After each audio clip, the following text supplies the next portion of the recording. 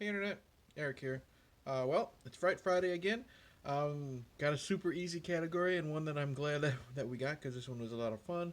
But if you don't know what Fright Friday is, the Horror Freak 85 over on his YouTube channel is just like Slashback Saturday on the Horror Man's channel. Every Friday, he has a specific category that he randomly picks, and once that category is figured out and told to viewers, you pick a horror movie that fits into said category. And this week's category, super easy, super fun, because you could pick basically anything, was it came from the 80s. And that means basically you can discuss any horror movie you want that came out in the 80s, from 1980 to 1989. And I picked one that I've loved ever since childhood. I'm a huge Stephen King buff. Well, I wouldn't say buff. I don't know everything about the guy, but huge Stephen King fan. So today I've decided I'm going to talk for Fright Friday, Creepshow. Now, if you're new to my channel, welcome. I discuss plot spoilers, specific scenes, what have you, all that jazz. This came out in 1982. Yep. And the basic plot is it's an anthology movie. Um, so what I'll do, I guess I will briefly discuss every story in this one. Um, the movie starts off. Basic plot is the movie starts off. We're following a young boy. I don't remember his name. I know it's played by Joe Hill or Joe King. Joe Hill, the son of Stephen King. He's now a popular author as well. He's written Horns and Nosferatu, and he is a little young boy who loves horror comics, and his father, played by Tom Atkins, finds out that he's reading it, and of course, it's trash, all this stuff. Slaps the kid, and then goes about his business, and then, he threw because the little boy was reading an issue of Creepshow, which is basically Tales from the Crypt, the old EC comics, throws it in the trash, and then we just see it getting blown away in the wind, and the pages open to every single chapter. Now, first chapter is Father's Day, and the basic plot of Father's Day is we are following Aunt Bedelia and her family. And it's Father's Day, and every Father's Day, Bedelia visits the grave of her father. Is it Nathan? I think, because on Father's Day she killed him by bashing his brains out with like a marble ashtray, because he was an asshole, pretty abusive verbally and this and that. And then lo and behold, he comes out of the grave, zombie wise, kills the family and her. And yeah, this one is a lot of fun. I love it. Ed Harris is in this. He's one of I think he's a son-in-law, but the acting's okay for the most part. Other than the lady who plays Aunt Bedelia, she is really good. I love her little monologue. She's drunk off of vodka or something like that, and I love her little monologue to the gravestone of Nathan, I believe his name is. And I just love how upset she is, how because you find out that Nathan set up the murder of her fiance and this and that, so um, she's got all this rage towards Nathan and this and that, and of course he comes out. I think he strangles her, and I love the look of Nathan. I have the little booklet here, if we can see what he looks like. There might not be a picture. I don't know. Oh yeah, right there. It's a little bit of a spoiler, but I already mentioned it. Right there, that cool picture. Effects and all that stuff is done by Tom Savini. Anyways, there you go. Comes out of the grave, strangles her, eventually kills the rest of the family. And I love how this story ends by, I showed you the picture. He snaps the neck and rips the head off of the other sister, I guess. Puts it on a plate because when Nathan was murdered, he was screaming for his Father's Day cake, and he rips off her head, puts candles in, and says, "Now I finally got my cake." So that was fun.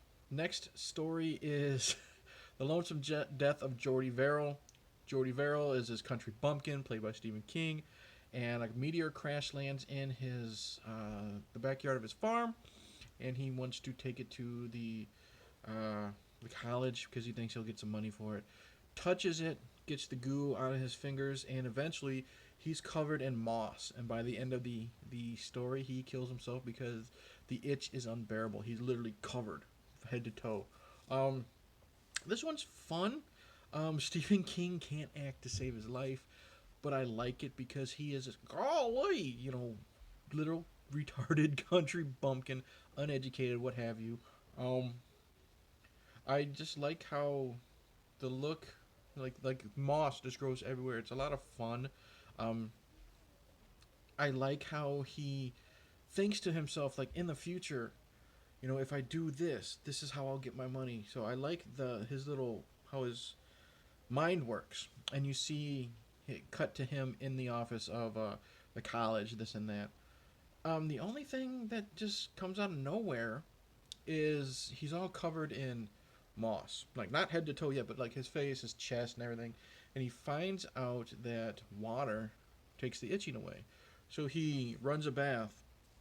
And then, as he takes off his shirt and his clothes, and then of course he looks down at his crotch and screams, "Oh Lord, not there!" Um, he sees the ghost of his father talk to him through the mirror, trying to convince him not to do it. It's weird out of place because I didn't know his dad was dead.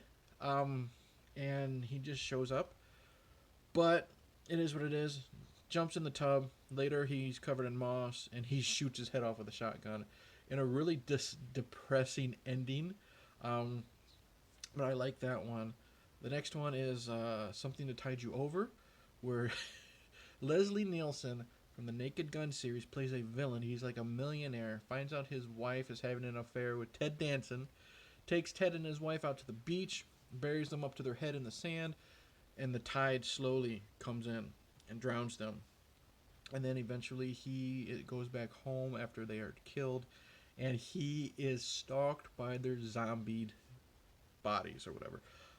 This one I really like too because it's cool seeing Leslie Nielsen as a villain. Everyone really knows him as like Frank Drebin from Naked Gun, or just any of those fucking 100 parody movies he's done, like Spy Hard or Wrongfully Accused, any of that shit.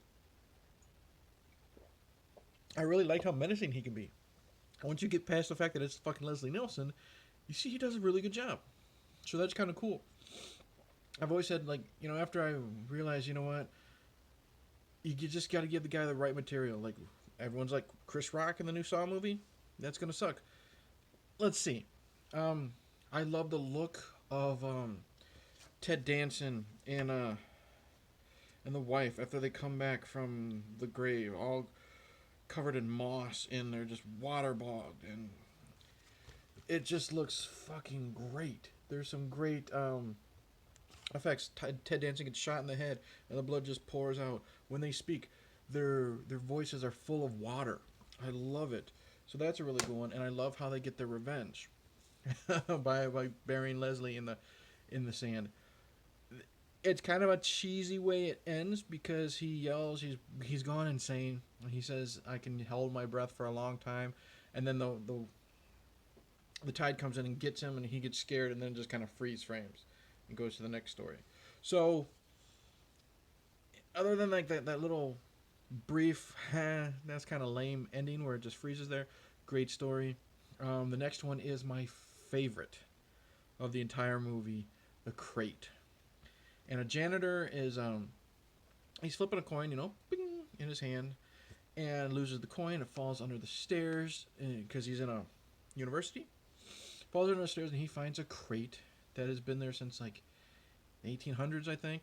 This crate does show up again in Jason Goes to Hell, a movie I've defended here on the channel and anywhere else I get a chance to. He goes to one of the professors. They open up the crate, and inside is this gigantic, I don't know what you'd say,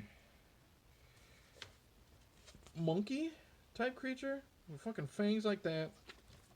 Eventually, it kills the janitor, it kills a student, and after the professor tells his story to his best friend, another professor, the the other professor is in a horrible marriage to Adrienne Barbeau, and she's this evil bitch, and he finds a way to murder her by using this little gorilla creature that's been named Fluffy by Tom Savini. Um, really good, some good gore. Very brief. I mean, it's not over the top. We see some blood, some claws, and everything.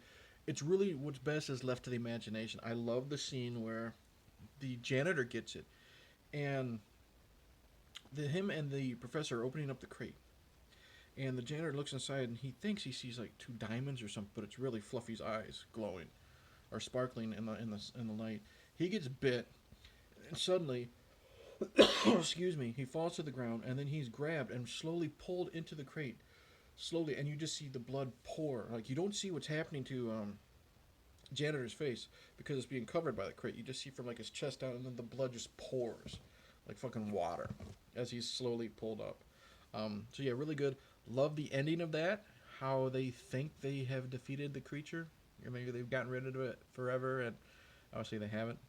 So that's my favorite. And now to probably my least favorite of the stories. What's this one called? They'll all crawl over you or something like that. I don't remember. Anyways, hold on. I have actually, I have the Creepshow comic adaptation by Stephen King. Let's see what it is. They're creeping up on you. See, it's kind of done like a comic book. They're creeping up on you. We're following Upton Pratt, who is played by, what the fuck is his name? E.G. Marshall, who is also in The Tommyknockers, so he's got 2 Stephen King movies to his credit. He is this racist asshole billionaire who lives in this germ-free apartment, and he goes crazy because cockroaches start to infest the apartment. I just don't really like it. I don't really care for it that much. It's cool seeing like a rich asshole. He's like Mr. Burns, but like less comical. Get his just desserts. There's not much to it other than like a bunch of cockroaches show up, and then by the end of it, he's found dead and cockroaches rip out of his chest. Okay effect. Face looks pretty fake, but it's a neat effect, from Tom Savini. But definitely the weakest of the stories, in my opinion. And then we get the end of the wraparound story. With the little boy. We find the garbage men, one played by Tom Savini. They find the Creepshow comic book, and they're reading through it, and they're looking through. Oh, look, X-ray specs, this and that. They find a voodoo doll. And they see someone's already ordered that. Well, you find out that at home, Tom Atkins, he just slapped his boy the night before. He's starting to get pain in his neck, and that's because you find out that Joe Hill or Joey King, whatever you want to call him, has a voodoo doll and is stabbing it. Getting revenge on his dad. So that was kind of a neat way to end the story, or end the movie. Overall, really enjoy this. I like how sometimes, as you can see with like Leslie Nielsen here, they do put some weird comic book effects in the background. They change like the way the color and the tone is used on their faces to make it look comic booky. I do think that is overused a lot. It would have been cool if they toned that down, didn't use it as much. Like there's a scene where in Father's Day when they see Nathan with the head, and it focuses on both a female and a male, and they each have their own separate scene or shot of their face with the psychedelic background, and it doesn't work for me because it's too much, and then we get more and more as it goes on. So that's kind of overkill, but overall, great movie, great effects by Tom Savini. Love the crate. A lot of people hate the loathsome death of Jordy Verrill because Stephen King can't act. Excuse me. I think it's a lot of fun. That's one of my favorite ones. I don't really like They'll Be Creeping Up on You, just because it's kind of boring, So let's see here. Enjoy the wraparound story. Father's Day is fun. Really like um, the look of Nathan after he comes out of the ground. Um, really love the girl who plays Bedelia and her scene where she yells at the grave. That's really cool. Moments of death of Jordy Verrill. Stephen King's fun. Don't get why he's talking to his dead dad, but that's okay. The Crate, fantastic. Love the effects, love the look of Fluffy. I love that you don't really see Fluffy that much, plus the ending. Love looking at Adrian and her barbos. Um, also, the one with the tide. I forget. Oh, what the fuck? I already forgot the name. Anyways, the one with Ted Danson and Leslie Nielsen.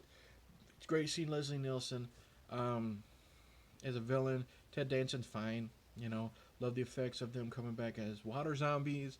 Love the sound of their voice. Hate how the freeze frame of Leslie Nielsen with the water, but I can overlook that.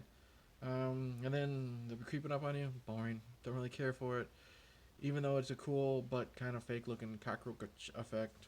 But overall, Creepshow's great. Highly recommend it. Not just for Stephen King fans, but for fans of Tales from the Crypt. Be the TV show, the comics, the movie from the 70s. A lot of fun. Great effects by Tom Savini overall. Decent to good performances overall. So, highly recommend Creepshow. So that's it. That is my this week's Fright Friday. Go check out the Horror Freak 85's channel. Some good content there. Participate in Fright Friday. It's open to anybody who has a channel and likes to discuss horror. But yeah, thanks for watching. Click the bell, comment below, all that crap. Cheers, and where's my cake, Bedelia? Later.